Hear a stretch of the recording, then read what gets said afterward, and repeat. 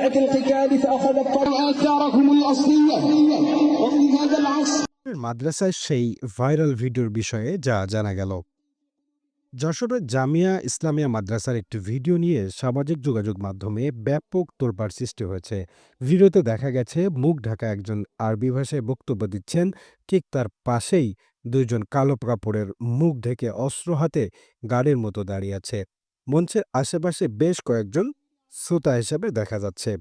তবে যশোর সদর থানার রামনগর ইউনিয়নের রাজারহাটে অবস্থিত মাদ্রাসার মঙ্গলবার ১৭ই ডিসেম্বর আয়োজিত সেই অনুষ্ঠানটি যেমন খুশি তেমন সাজো বলে জানিয়েছে মাদ্রাসা কর্তৃপক্ষ। বিষয়টি নিশ্চিত করে মাদ্রাসার শিক্ষা সচিব মাকফুর রহমান বলেন, প্রতি বছর মাদ্রাসার শিক্ষার্থীদের নিয়ে বার্ষিক প্রতিযোগিতার আয়োজন করা হয়। সেখানে বিভিন্ন প্রতিযোগিতার তাদের পুরস্কার দেওয়া হয়।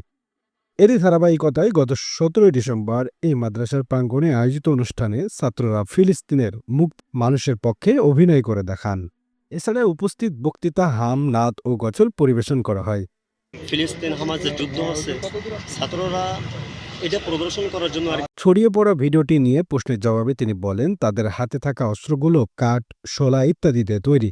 মাদ্রাসার প্রিন্সিপাল মুফতি লুৎফুর রহমান ফারুকী বলেন, বিষয়টি কোনো খারাপ উদ্দেশ্য নিয়ে করা হয়নি। শিক্ষার্থীদের প্রতিভা বিকাশের জন্য এমন আয়োজন করা হয়েছে। যশোরের কোতোয়ালি থানার ওসি আব্দুর রাজ্জাক বলেন, ভিডিওটি দেখেছি, এটা মাদ্রাসার ছাত্রদের প্রতিযোগিতার একটি অংশ। সদৃশ্য দুটি বস্তু উদ্ধার করে এবং উদ্ধার করে সেটা জানা যায়, দেখতে পাওয়া যায় যে এটি তারা অভিনয়ে অংশ হিসাবে দামি অস্ত্র ব্যবহার করেছেন।